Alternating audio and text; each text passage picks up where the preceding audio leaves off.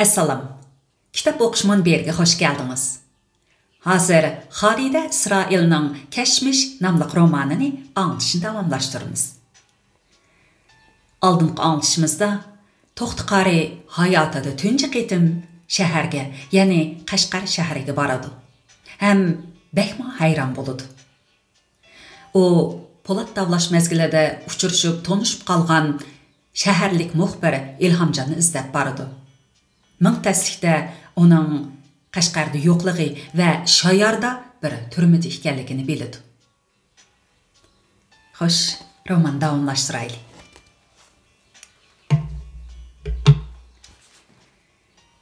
Yazlıq yığımdan keyin muavin Daduyjon Abdug'ani Axun bir qism emgak kuchini boshlab, O'shki buloq tarafdagi yo'lg'onliqdan bo'z yer etishga chiqdi.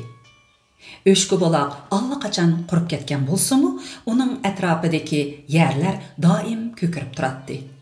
Top-top yo'lg'onlar bilan yantoq, adrasman, chakandalar yozicha tövelab o'ynab, qizil, hal, seriq bo'lib ichilib, sherna va uruqlarini yerga to'kib, turli jon-jonivorlarni jalb qiladi.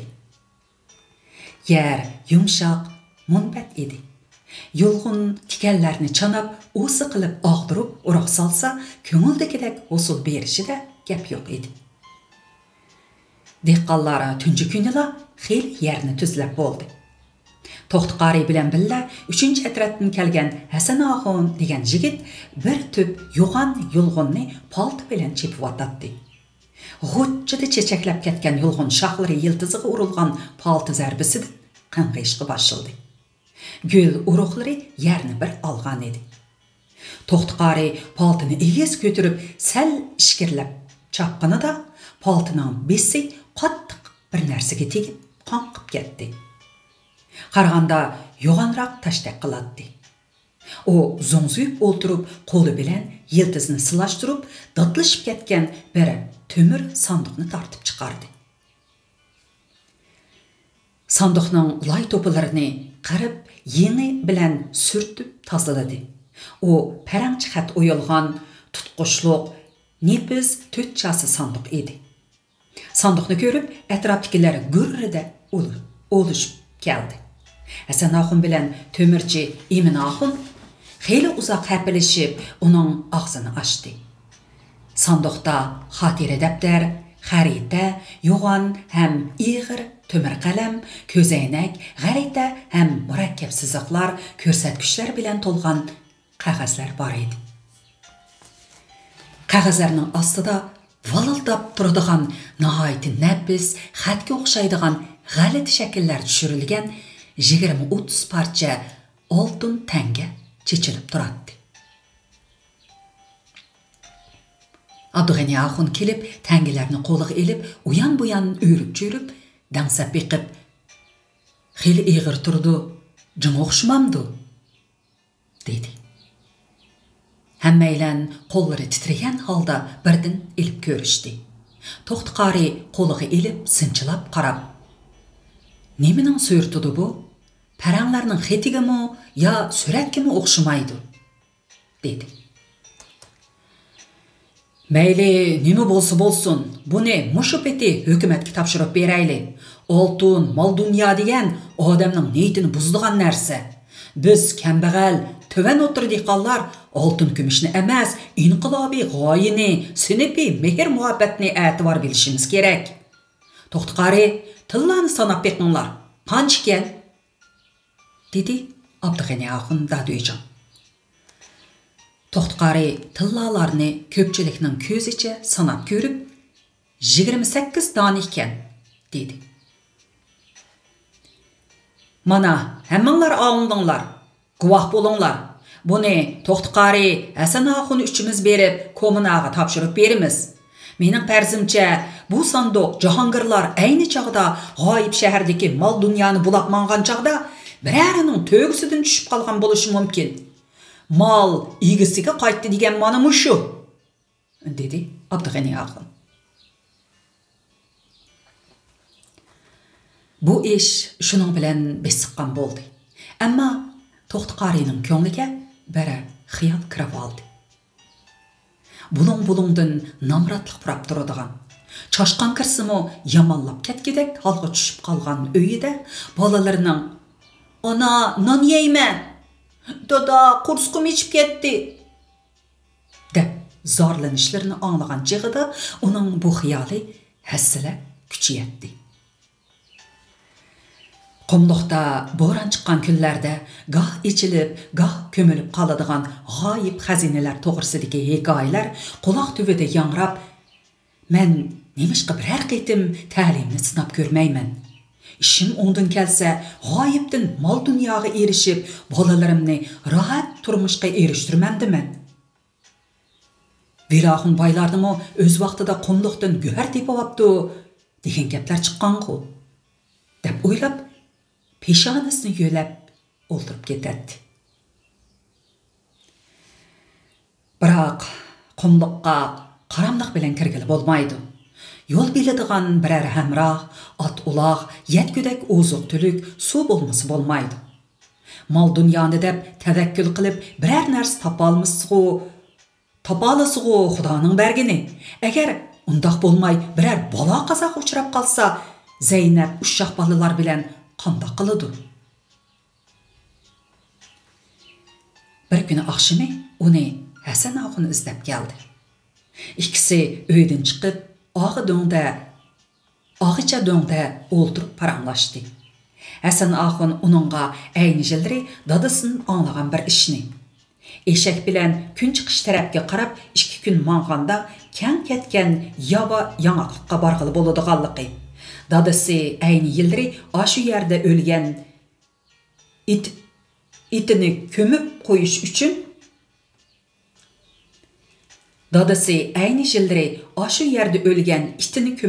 uchun bir to'p qeri yangaqning tövini ko'lab etib, biri o'rig'i tushib ketganligi. Ketman bilan atrofdagi to'pini tortib baqsa, katta bir imoratning temi ko'ringanligi. Yalg'iz bir ish qilishdan qo'rqib, o'rini to'pi bilan to'ldirib qo'yib qaytib kelganligi. Keyin u yerga qaytib bora olmay o'lib ketganligini aytib berdi. Ikkisi yerga qarab jim o'ltirdi. Lekin ko'ngli davolg'ib turganligi chiroyidan bilinib turadi. Oxiri To'xtiqori tukurugini yutib etib, duduqlab turib, bir berib baqqan bo'lsak, qandoq bo'ladi ekan? dedi. Mendimi shundoq bir o'y bor. Bo'libmi, budoqi ishdan keyin quloqimga hech qanday gap yoqmas bo'lib ketdi. Degan bilan biz u yerga bora olamdik. Bargan taqdirdimi heliqi yong'in topa olamdik. Dadam o'lib ketgili 5-6 yil bo'lib qoldi. Uni 10 yil burunqi ish desakmi, 10 yilda nima ishlar bo'lmaydi? dedi To'xtiqori. Dadam shu yerga bir belgi silib qo'yibdi ekan.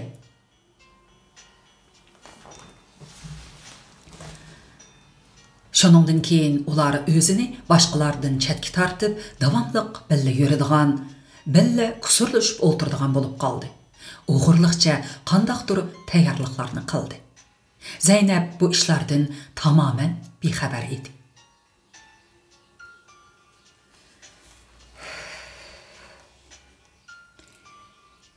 Kuzgi bug'doyni terib bo'lib, etis eriq ishlari selikkan kunlarda ular shaharga boramiz deb atrat boshlig'idan 5 kunlik ruxsat elib, eshak bilan bozorga qarab yo'lga chiqdi. Birer soatdan keyin nishonni o'zgartib, kun chiqishga qarab yurib ketdi. Ular yo'lga chiqib ketib 3 kun bo'lganda qumluq tarafdan qattiq bo'ron ko'tarilib, turum qumlar osmonni to'sib oldi.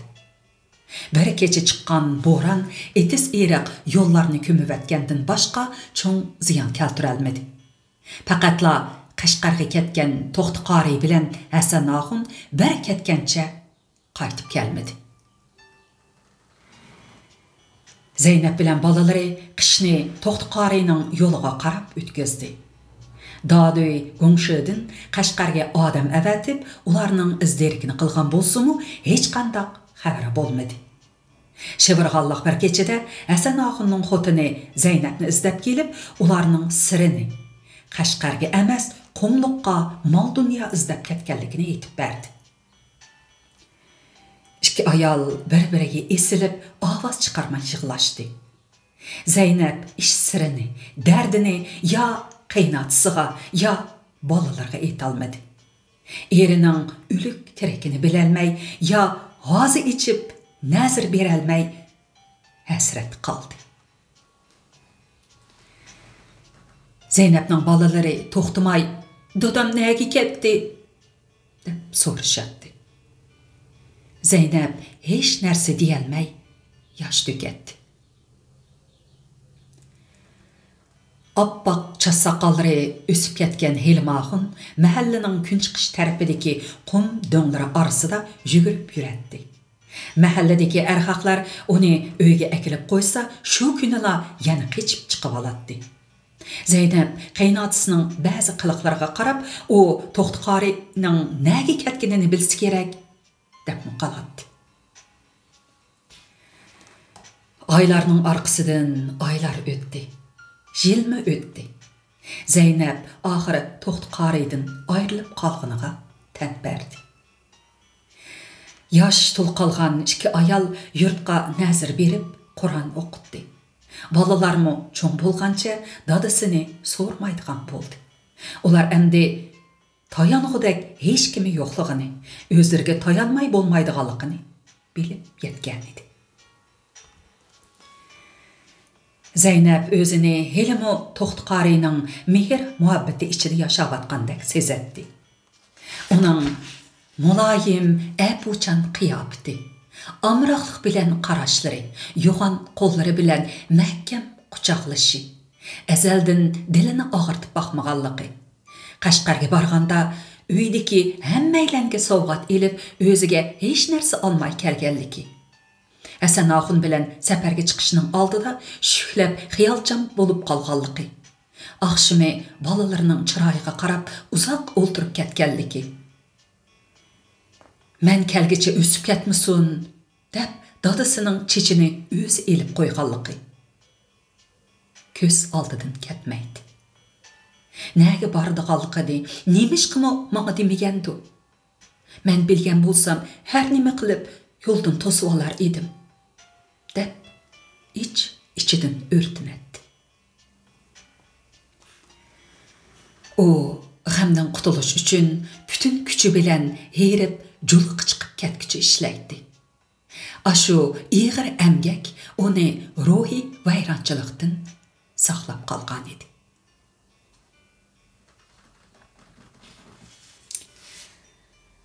Emgikimizga hurmat qiling. Bizden ruxsatsiz ko'chirib tarqatma. Rahmat. 18-bob.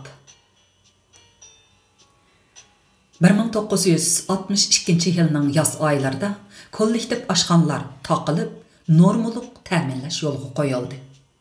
Cho'ng oshxonalarning o'choqlari cheqilib, yo'g'on doshqazonlar orqaga tashlab etildi. Bir chog'larda ichirqab ketgan odamlarga rivoyatlardagi qo'yna cho'ginimga o'xshash ko'rinadigan bu qazonlar dotlashib, yomg'ir suvlari axlatlar bilan to'lib yotadi.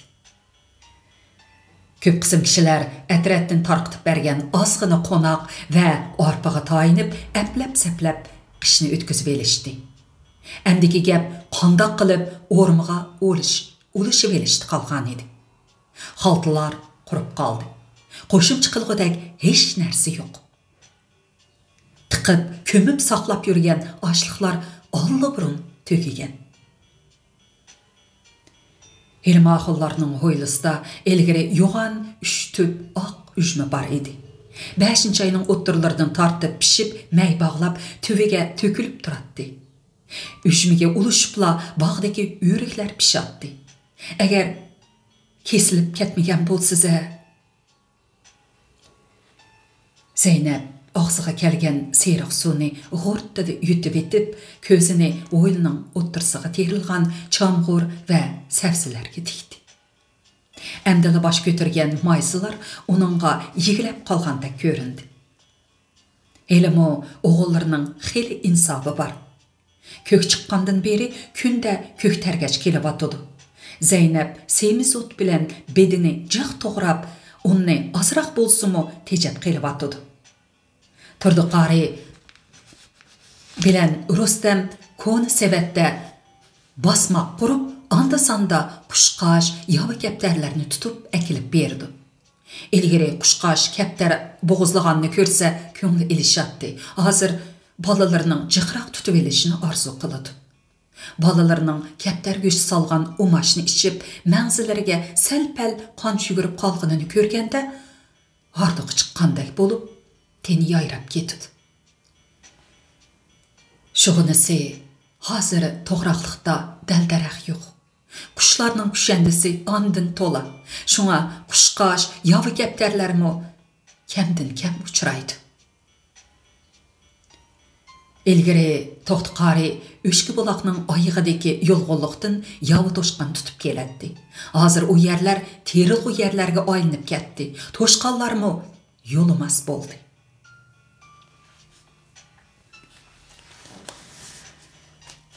Ahırqı bir çangal qonaq odunu işiltip bolğan küni Zeynep'nin keçidi uyqusu kelmedi. Әттігәлікке, түшті, кәшті o balalarga nime berdi.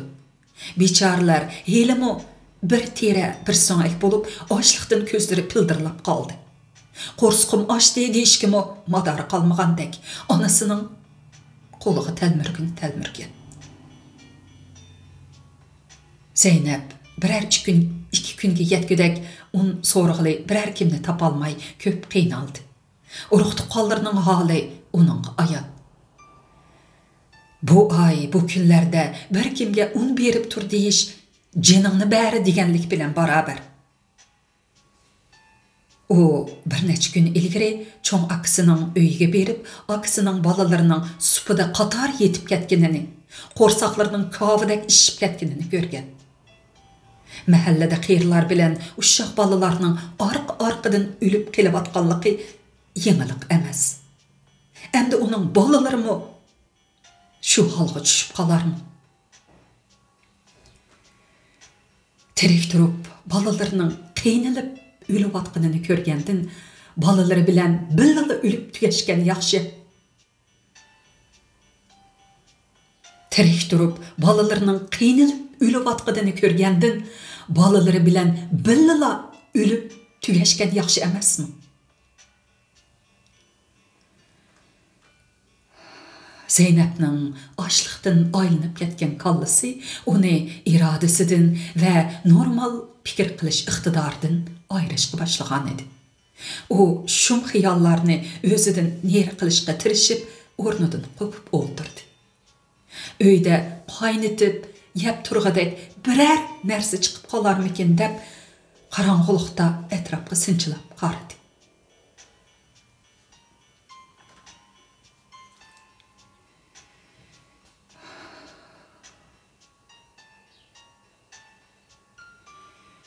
Şu peytde oylada nimedir gırıslap kaldı. Xuddi biri onun putunun uçuda asta meňip jürgendek kıldı. Zeynep'nin jüreki birlilla qattiq soqып ketdi. Toxtuqari kepdi degen xiyal onun put qolunu birdilla maqdursizlandırıp etdi. O közlerini yoğan içip işikka qarap ketip qalgandek olturdu. O işikten özüge tonuş gerdinin lappede kirip kelişini. Zeynep, tehçi uxlamadın mı? Dep yeniğe kelip illik kolları bilen yüz közünü silişini. Balaları bilen seni ecep görgüm geldi deyişini güttü. Ama teviş qaytı tekrarlanmadı. O süküt içige çöküp ketip atqandek boldu. Qeynadın çıqıp ketködek tipirlap ketken jüreki asta ızağa düştü. Zeynep emde açlıqni, ölüm vahimisini, hemmeni unutup es-hoşadan ayrılgandek oturdu. Köz yeşinin jamgaylarını boylap, iqib, körpinin burçikini çöp qilib etkenlikini. Kechining qandaq o'tib ketganini sezmedi.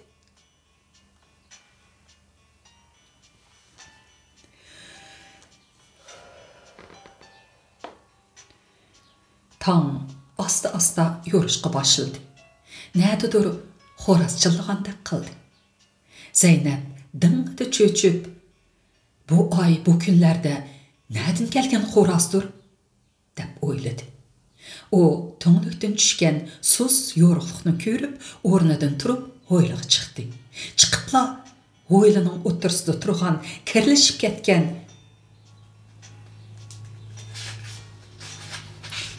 bo'z xaltini ko'rdi. Xaltining og'zi ching chigiklik edi. U xuddi osmondan tushgandek, Xizr tashlab qo'ygandek paydo bo'lib qolgan edi. Zeynep ishtik berib xaltining og'zini ochdi. Xaltining ichidagi sarg'ush bug'doy donlari uningga parqirab nur chechib turgandek ko'rinib ketdi.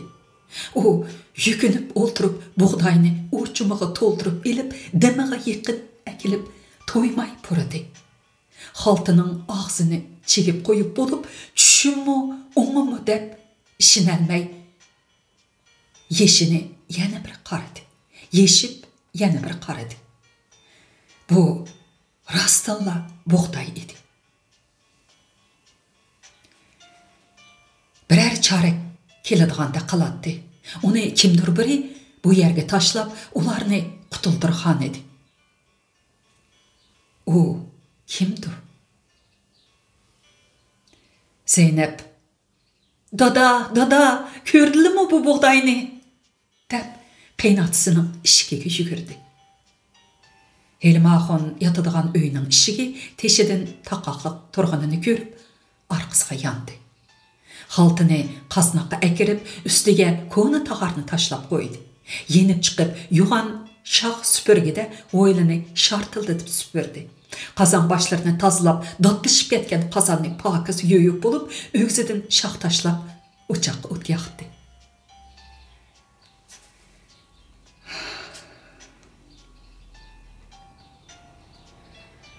Oltingul Na'matdin To'xtiqorining izdereksiz yo'q bo'lib ketganini anglaganda, cho'chak anglabatgandek hang-tang qoldi.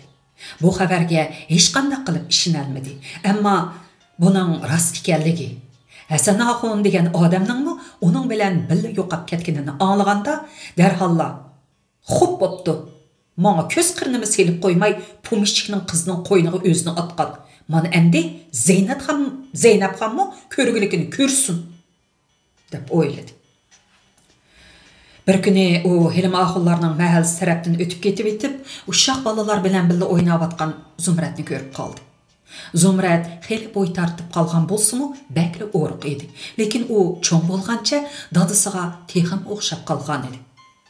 Oltingul Zumratni oldiga chaqirib, uning o'riq tamashdek qo'llarini tutib,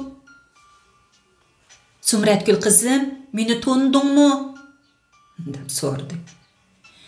"To'nidim Oltin ana", dedi Zumrat uning holsiz, ma'yus turqiga qarab, Oltingulning ichi og'rib ketdi.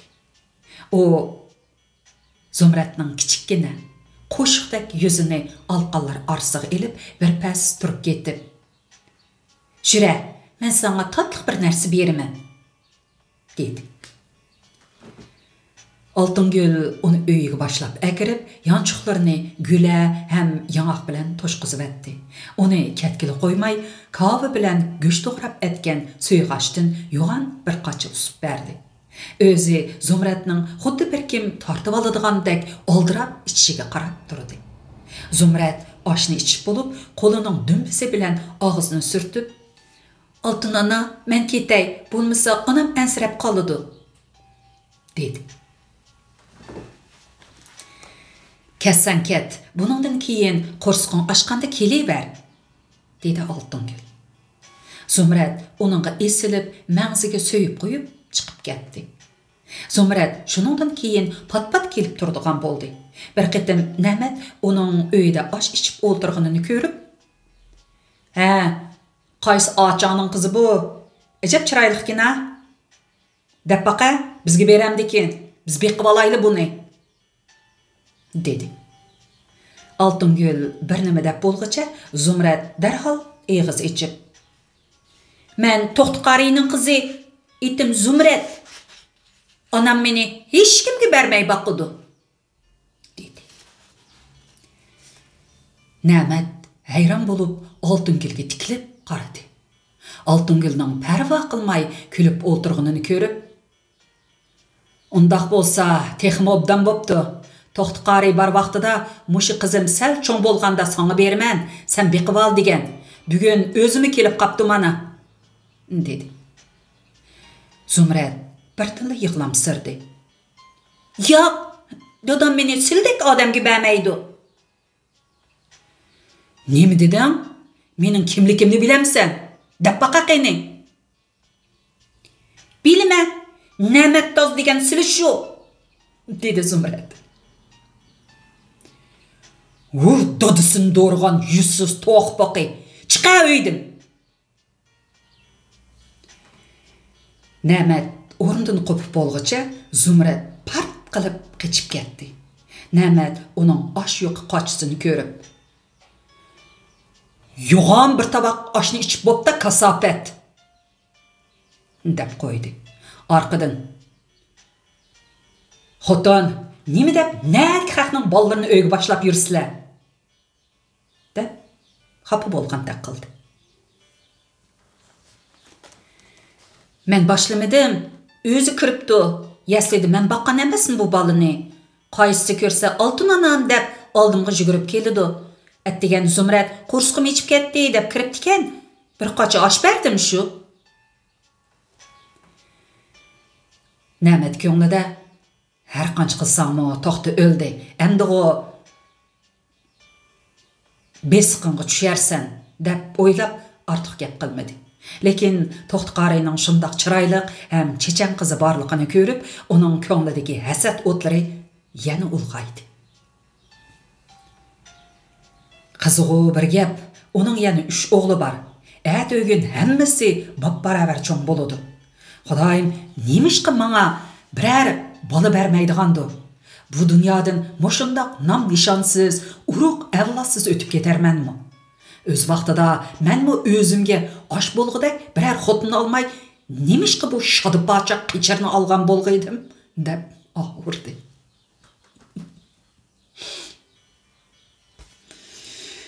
Shodipocha qichir. Ne'mat bu dunyoda hamma narsaning cheki borligini, uni qora kunlardan qutuldirib, beshiga tosh qo'ndirgan, o'zi oshiq beqaror bo'lgan sohib jamolning vasliga yetkazgan taqdir ilohining uni cho'qim yana bir narsaga rozi qiladiganligini, To'xtiqarining yosh hayotini tortib elib, uning farzandlariga yana qandoq ko'rguliklarni tayyor qilib qo'yganligini asla bilmaydi. O pig'oni o'rlagan chog'larda ayni yillari o'q tegib o'lib ketgan Osmonning 2 bola bilan tul qolgan ayolini izlaydi. O do'rday qalpoq, do'g'aloq, ko'ksi to'liq kelgan juvon edi. O bolalarni beqish uchun Ne'matning royiga beqib yurib, bara-bara uningga ko'nib qolgan edi. Mahalladagilar ularning ishini bilsa-mu, ayblab yurmaydi. Faqatla xilini tepibdi deb qo'yishadi. Bu ay bu kunlarda jon qayg'usida qolgan kishilarning boshqalarning ustida so'z chechak qilishga hafsalasi yo'q edi. Hasan Og'inning xotini Helimaxon o'ltirishib ketgan cho'nqur ko'zlari chakchib turdigan, uzun, inchka bo'y bug'doy unlik ayol edi. Hasan Og'inning yo'q bo'lib ketishi namratliq uni gangirtib qo'ygandek turadi. Zeynep her qitim ularning mahalla chetidagi uyga borganda, uning chochlari chuvuq holda xaramush o'ltirganini, uy ishi bilanmi 3-4 yoshlardagi o'g'li Ahmadning "Ona qo'rsqim ochdi" deb yig'lab qalbi qilishlari bilanmi qilch kori bo'lmaydiganligini ko'rib, ko'ngli g'ash bo'lib qoladi. Şuna her qitim barg'inida Ahmadga biror parcha non yoki biror kesim kava alg'ash boradi. Helimihanni zo'rlab gapga selib, uy ishlarini qilib berib, uni xo'shab qilishga tirishadi. Ammo Helimihanning ko'nglini mangu erimas muz, abari yurimas zulmat besib turgandek edi. O kulishni bilmaydi. Ko'zlarida tirik odamga xos nur chaqnamaydi. O nagidur qarab jonliq haykaldek mang'atdi, ish qilatdi, yana nagidur qarab o'ltiradi. Zeynep ba'zida o'zini unutib, ashu ona balaning taqdiridan andishiga tushib qoladi. Xo'sh, bugun mush yergacha o'qib beray. Xalısınız, hem yaxtırsınız, hem bəhərləşini unutub qalmang. Əgər texi abun olmağan bolsunuz, abun bolu verin. Həqiqətən yeni əsərlər çıxqa vaxtıda xəbər deyib durursunuz. Xoş əmsə, aman bolun. Xoş.